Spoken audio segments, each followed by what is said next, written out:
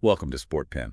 Today we're diving into the remarkable journey of Pete Sampras. A true legend. Absolutely. We want to unpack those pivotal moments, that relentless determination, and maybe those game-changing performances that really cemented his legendary status. Yeah, what made him him. Exactly.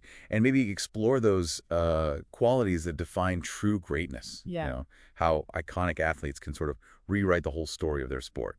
For sure. His career is a fascinating lens for that. So to kick things off, where did we first get a real sense that Sampras was, well, maybe destined for something extraordinary?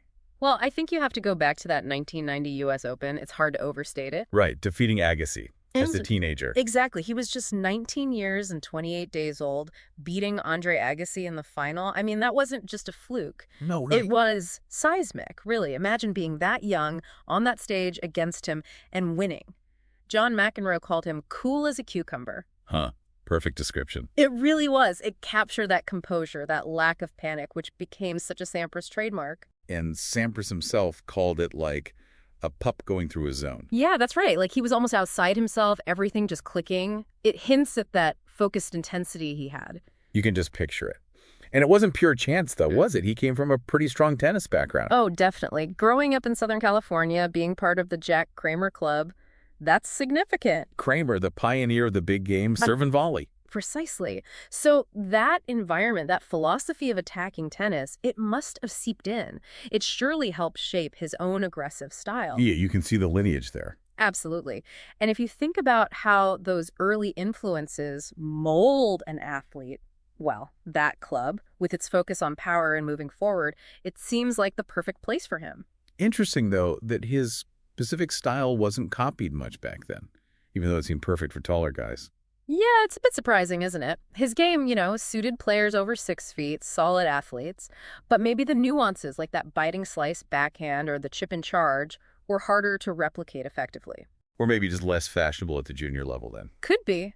But those elements, that slice, the tactics, they were developing early on. The seeds were definitely planted there. Okay, and we have to talk about the serve. It's legendary, always in the conversation for the best ever. What made it so good? It was just a beautiful machine, really. A combination of things working together perfectly. Like what specifically? Well, you start with the platform stance, feet shoulder width, stayed that way. Gave him that solid base, great weight transfer. Okay. Then the motion itself was so fluid, so relaxed.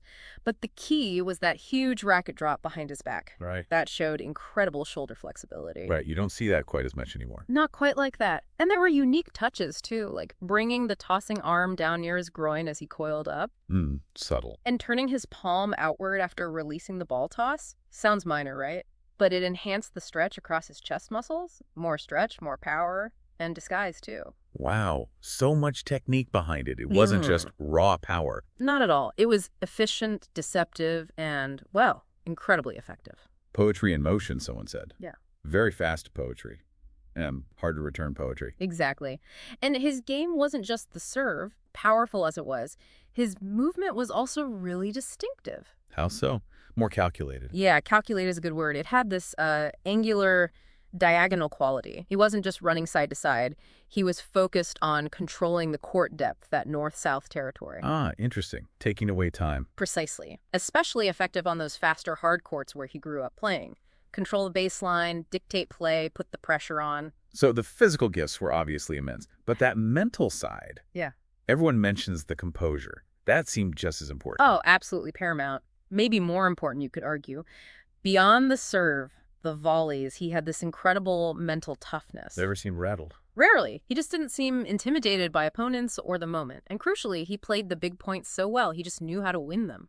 That's the difference maker, isn't it? Yeah. Between great talent and a true champion. It really is. That ability to focus and execute when it matters most, that's what separates them. They called it ice in his veins. Sometimes people thought it was boring, maybe. Yeah. That lack of outward emotion. Yeah, that perception was definitely out there.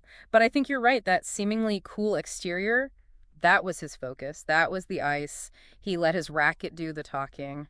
And you can't talk about Sampras without talking about the rivalry, Agassi. Oh, absolutely. Pure theater.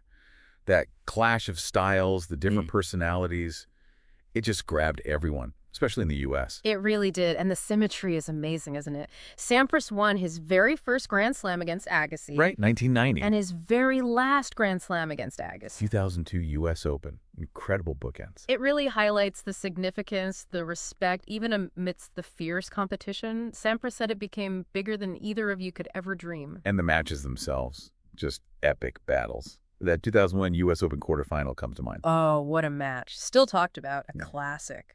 Think about it. 4 sets, all tiebreakers, no breaks of serve in the entire match. 0 breaks. That's insane. It just shows the incredible level, the sustained pressure, the competitiveness between them. Just remarkable tennis. It does make you wonder, though, with all that success, were there areas where he maybe didn't adapt? Yeah.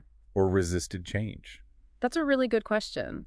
And yeah, the obvious one is probably the equipment, specifically on clay. Brackets and strings. Exactly. He seemed quite reluctant to embrace the newer polyester strings and maybe the larger racket heads that were coming in. Those could offer more spin, a bigger margin for error, potentially really helpful on clay. And he famously never won the French Open. Correct. That was the one that got away. You could almost say he had maybe a neurotic attachment, as some described it, to his specific Wilson Pro Staff setup with natural gut, sticking with what brought him success elsewhere. Interesting. Even the greats have their quirks, I guess. Yeah. But he did seem very focused on his body, his conditioning, especially later on. Absolutely vital. He really emphasized taking care of himself, being aware of nutrition. He even talked about noticing odd cravings sometimes. Really? Like what? He didn't specify exactly, but just that he learned to recognize them as signals that maybe he was deficient in something that could affect his performance if he ignored it. That's incredible self-awareness. It is. That dedication to the physical side is key for that kind of longevity at the top. And then the retirement. Kind of surprising to some, maybe. At 31, right after winning another U.S. Open against Agassi in 2002. Talk about going out on top. He really did. Yeah. Holding the record then, 14 majors. But yeah, his decision wasn't totally out of the blue if you look closer. He'd spoken about motivation waning a bit after winning Wimbledon in 2000. Ah, okay. He basically said the fire, that intense passion that drove him, just wasn't quite there anymore. He felt he'd achieved everything he set out to do. Still, retiring relatively young like that, it must be a tough adjustment. Finding a new focus after living that intense life. For sure. And he was open about that. He mentioned feeling a little bit restless, maybe unfulfilled for a while afterwards. Yeah, you hear that from a lot of top athletes. It's common. He eventually found a balance, started playing tennis again, but just for fun, less competitively. It highlights that tricky transition period. So thinking about his legacy now, do you think it's fully appreciated today?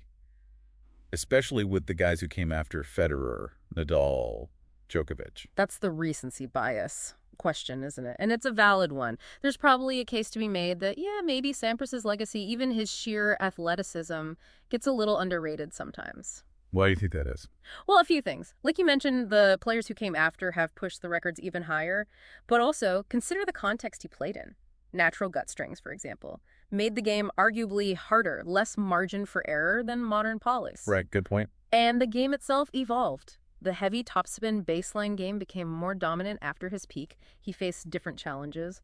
Yeah, that makes sense. And even the perception of his style, the serve and volley, that changed too, didn't it? It did. Towards the end of his career, late 90s, early 2000s, some people found it less entertaining.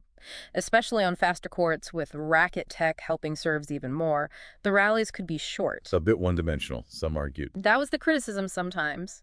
But I think that misses the point of his true greatness. It wasn't just the serve. It was that incredible focus under pressure, winning the points that mattered, that mental fortitude, that defined him more than anything. So if we look beyond the stats, the records, what are the big takeaways from his career? Lessons that maybe apply outside of tennis? Well, I think his dedication, that single-minded focus on his craft is huge. Plus the mental toughness we keep coming back to and that ability to perform when the pressure was highest. Universal qualities. Absolutely. It speaks to that idea that leadership or excellence really demands both mental and physical strength working together. Setting high goals, like Coach Bear Bryant used to talk about, and just striving relentlessly. That really resonates with Sampras' whole career. It's also interesting how his personality played into it. He wasn't flamboyant, kind of understated, avoided the spotlight mostly. Right. And that might contribute to him being slightly overlooked sometimes compared to more expressive champions. Yeah. It just shows how public perception and legacy aren't only about the wins and losses. Other factors play a role. But his quiet intensity was its own kind of powerful statement. Definitely. Well, Pete Sampras' career really was a masterclass, wasn't it? Yeah. Focused ambition, that steely resolve, pursuing excellence entirely on his own terms. His impact is just undeniable.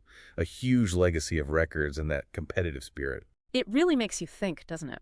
How does that kind of quiet, internal intensity Sampras had compare to the more outwardly emotional champions we often see today?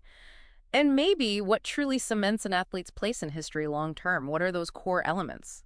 Some really compelling questions to ponder. Thanks so much for this deep dive. It's been fascinating revisiting his career. My pleasure. And thanks for listening to Sportpen.